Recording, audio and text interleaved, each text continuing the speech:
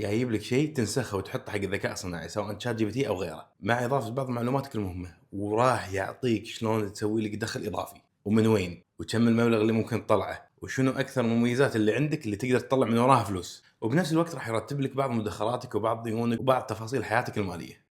هني صممت مع الشات جي بي تي برومت انه يعلمنا شلون نحاول ندخل فلوس من خلال مهاراتنا، وايضا يساعدنا في حل مشاكلنا الماليه. وبعطيك هذا البرومت تقدر انت تستعمله، بس حط معلوماتك. هذه صيغه الامر اللي راح نحطها حق شات جي بي تي، طبعا فيها 12 سؤال انت راح تجاوبهم. بعد ما تجاوبهم هو راح يحللهم. اول شيء راح يبدا بمشاكلك الماليه وديونك وشلون تصرف مصاريفك، بعدها راح ينتقل وياك شلون تبدا تدخل فلوس من الاشياء اللي انت تجيدها، شنو الادوات اللي تستعملها وشلون تطور نفسك، وراح يعلمك من كل شيء هو كتب لك كم المبلغ اللي انت ممكن تدخله. والحين تعال خل اقول لك شلون تحصل على صيغه الامر هذا.